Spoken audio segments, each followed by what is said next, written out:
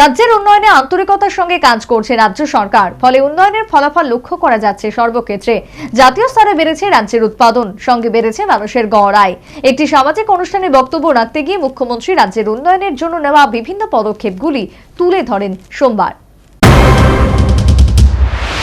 বর্দোয়ালি বিধানসভা মণ্ডলের উদ্যোগে ২ নম্বর ওয়ার্ড এলাকায় নাগরিকদের মধ্যে শীত বস্ত্র বিতরণ করা হয় সোমবার। অনুষ্ঠানে উপস্থিত ছিলেন এলাকার বিধায়ক তথা মুখ্যমন্ত্রী মানিক সাহা।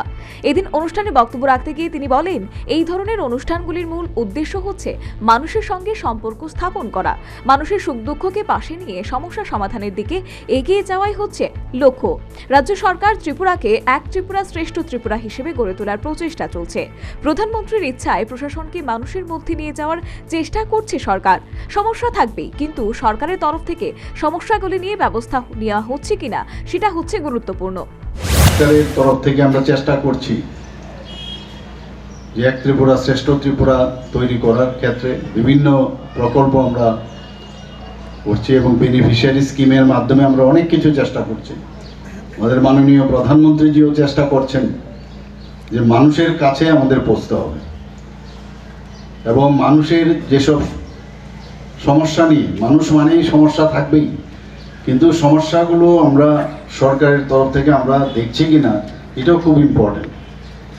সেটা চাকরির ক্ষেত্রেই হোক, সেটা স্বাস্থ্যের বিষয়েই হোক।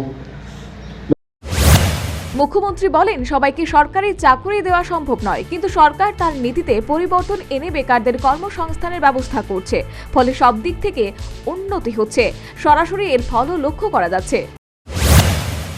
এখানে যারা নতুন নতুন ছেলে মেয়েরা এখন এন্টারপ্রেনারশিপের চেষ্টা করছে এখানে, তো তাদের জন্য আমাদের যে পলিসি আছে, বিভিন্ন ইন্ডাস্ট্রিয়াল পলিসি, ইনভেস্টমেন্ট পলিসি, সেইগুলো আমরা করছি যাতে করে চাকরি তো সব দেওয়া যাবে না, কিন্তু তাদের কর্মসংস্থানের যে উদ্যোগ সেগুলো আমরা করছি।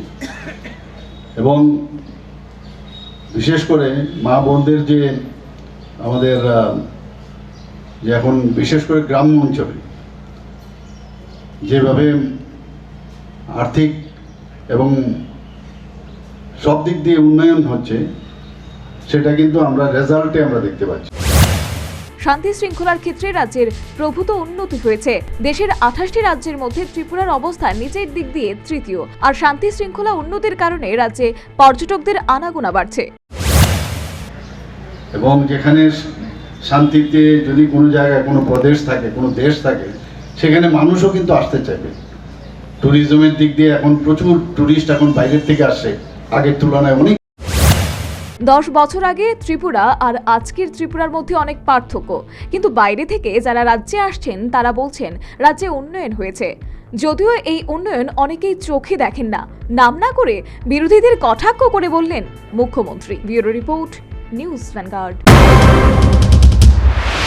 সিজা ইনস্টিটিউট অফ কিডনি সায়েন্সেস কিডনির জটিল রোগের চিকিৎসার জন্য এক উৎকৃষ্ট প্রতিষ্ঠান, যেখানে উত্তর পূর্ব ভারতের প্রথম এবিও অসামঞ্জস্য কিডনি প্রতিস্থাপন এবং মৃত ব্যক্তির কিডনি প্রতিস্থাপন করা হয়। এখানে 115টিরও বেশি কিডনি প্রতিস্থাপন এবং উত্তর পূর্ব ভারতের সবচেয়ে বেশি হিমোডায়ালিসিস করা হয়েছে, এবং এই সংখ্যা দিন দিন বাড়ছে। সিজা institute of kidney sciences Tripura সরকার সহ অরুণাচল প্রদেশ, মেঘালয়, মিজোরাম, মণিপুর এবং নাগাল্যান্ড সরকার দ্বারা স্বীকৃতি প্রাপ্ত।